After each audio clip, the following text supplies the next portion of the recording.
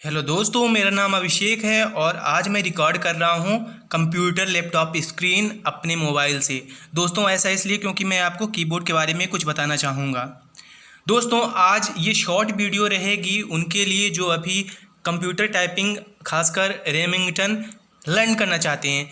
मैं उनको कुछ टिप दूंगा जो उनको हेल्प करेगी इंग्लिश और हिंदी टाइपिंग में भी, और हिंदी कृतदेव और रेमिंगटन में क्या अंतर है इसके बारे में भी मैं एक्सप्लेन करूँगा। दोस्तों अगर आप कंप्यूटर टाइपिंग में एक्सपर्ट हैं तो मैं आपसे रिक्वेस्ट करूंगा आप कुछ कमेंट्स लिखिए जो हमारे भी काम आए और जो हमारे व्यूअर्स रहेंगे जो अभी लर्न कर रहे हैं उनके भी काम आए। लेकिन जो अभी इनिशियल स्टेज पे लर्न कर रहे हैं ऐसे दोस्तों को मैं कंफर्म करा देना चाहूँगा, एश्योर करा देना चाहूँगा कि मैं अबाउट मोर दैन 2 ईयर्स मैं कंप्यूटर ट्रेनर रह चुका हूँ। मैं टीचिंग किया हूँ खासकर बेसिक कंप्यूटर्स प्लस टाइपिंग का। तो इसीलिए आप एश्योर्ड रहिए कि यहाँ पे मैं आपको जो बताऊंगा वो किसी भी इंस्टीट्यूट में जो आपको बताया जाएगा लगभग वैसा ही रहेगा, और थोड़ी अंतर होगा तो आप वहाँ से भी लर्न करिए और मेरे से भी लर्न करिएगा गाइज। अब दोस्तों मैं आपको बेसिकली बता दूं क्या अंतर रहता है यूनिकोड और कृतदेव में आप जो टाइप करते हैं बेसिकली उस वाले फॉन्ट में। तो आप दोस्तों जो रेमिंगटन हर जगह आजकल चल रहा है, मांगा जा रहा है, इसका सबसे बड़ा रीज़न ये होता है कि अगर आप कृतदेव में कोई भी चीज़ अगर आप लिखे हैं, टाइप किए हैं मैटर, और फाइल सेंड करते हैं ओवर ईमेल और व्हाट्सएप ग्रुप और ऐसे किसी भी माध्यम से, तो जैसे आपने ये टाइप किया आपने इसे कॉपी किया। अब जैसे मैं कहीं पे पेस्ट करूँगा इसका मतलब ये हो जाएगा कि ये मैं फाइल सेंड करने के बाद वैसा हमारे पास रिजल्टेंट रहेगा। तो आप यहाँ पे देखिए दोस्तों मैंने वो कॉपी किया, वहाँ पे जो मैंने लिखा था मेरा नाम अभिषेक है और वो था कृतदेव में। तो यहाँ पे जैसे आप पेस्ट करेंगे तो अब आप इसे देखिएगा दोस्तों, यहाँ पे ESJK लिखा आ रहा है।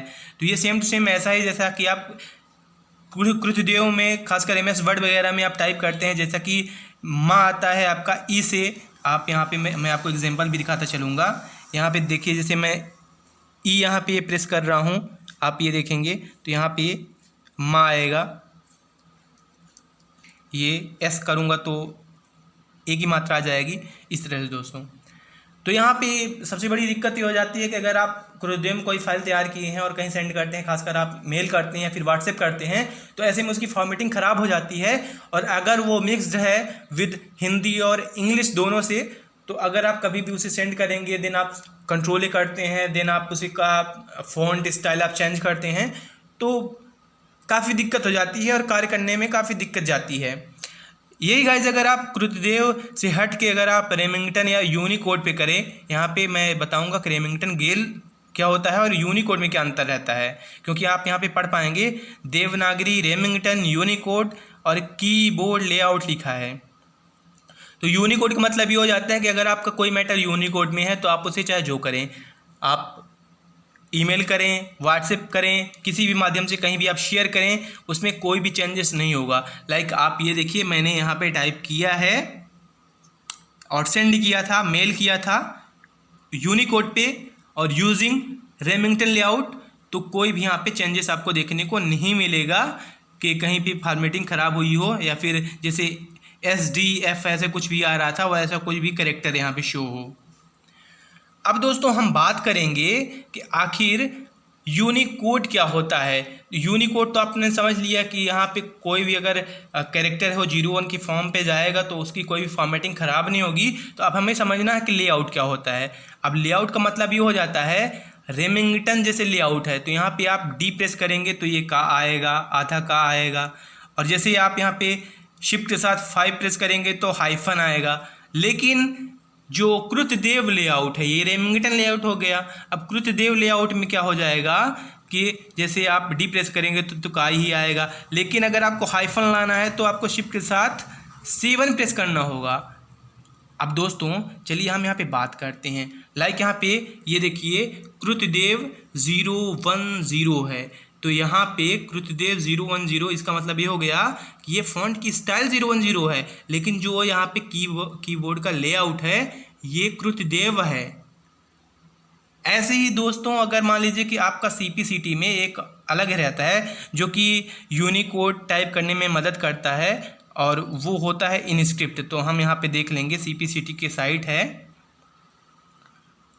और ये सही बताऊँ, ये मेरे लिए थोड़ी टफ भी है, मैं इनस्क्रिप्ट मुझे नहीं आती। अब ये देखिए, ये भी यूनिकोड है, लेकिन ये है लेआउट कौन सा, इनस्क्रिप्ट, ये इनस्क्रिप्ट लेआउट है। तो इनस्क्रिप्ट में ये देखिए, अगर आपको आ लाना है तो आपको डी प्रेस करना होगा। तो होप है गाइस कि मैं आपको समझा पाऊंगा क्या अंतर रहता है क्रुद्धदेव, रेमिंगटन, गेल या फिर इनस्क्रिप्ट में। रेमिंगटन और गेल दोनों सेम ही है। अब दोस्तों एक बोनस पॉइंट मैं आपको बता दूं, अगर आपको क्रुद्धदेव आता है तो आप आसानी से 15 दिन के अंदर एक्सपर्ट हो जाएंगे यूनिकोड में, गेल में, रेमिंगटन में। और अगर आपकी स्पीड आती है क्रुद्धदेव में 20, तो मैं आपको एश्योर करा दूं कि आप रेमिंगटन में अगर टाइप करते हैं तो आपकी स्पीड कम से कम 25 आएगी और आप आसानी से एग्ज़ाम क्वालिफाई कर जाएंगे।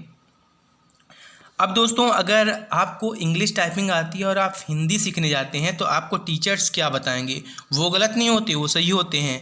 और असल में अगर आप कहीं सीखने जाएं तो वो भी मदद करेगा।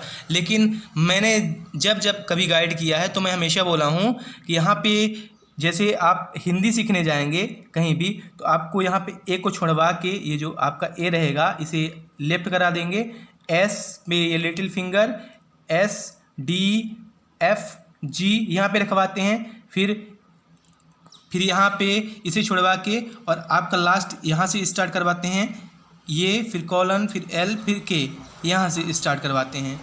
तो दोस्तों मैं आपको रिकमेंड करूँगा कि अगर आपको इंग्लिश टाइपिंग पहले से आती है, अच्छी आती है, तो अगर आप यहाँ पे एक कैरेक्टर अगर आप छोड़ के करते हैं टाइपिंग तो आपको दिक्कत हो सकती है, ये मेरा मानना है। तो आप दोनों ट्राई करिएगा दोस्तों। अगर आपको ऐसा आ रहा है तो सही है, लेकिन अगर आपको नहीं आ पा रहा है, आप अगर इंग्लिश टाइपिंग एक्सपर्ट हैं तो आप ए एस और डी एफ ऐसे ही रखिए। और मैं यहाँ पे बताऊँगा कि मैं ऐसा क्यों सजेस्ट कर रहा हूँ।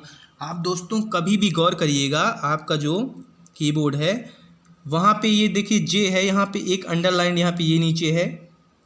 अब के और एल को छोड़ेंगे यहाँ पे, सॉरी यहाँ पे एफ में भी है, ये देखेंगे इधर अंडरलाइन इधर भी है कीबोर्ड के नीचे। ये असल में इसलिए होता है ताकि आपकी फिंगर्स सही जगह पे है, आप इसे एनालिसिस कर पाएँ। तो आज की वीडियो में गाइस केवल इतना ही बताना चाह रहा था, और आगे आने वाली वीडियोज़ में मैं और कुछ एडवांस चीज़ें भी बताऊंगा। तो आप हमारे साथ बने रहिएगा। और किस तरह से आप टाइपिंग को और बूस्ट कर पाएंगे, मैं पिछली एक वीडियो लाया था, उसमें मैंने आपको बताया है। और आगे आने वाली वीडियोज़ में और मैं आपको बताऊंगा। अगर कोई आपको दिक्कत रहती है तो तब तक के लिए हमारे साथ बने रहिए। Thanks lot guys.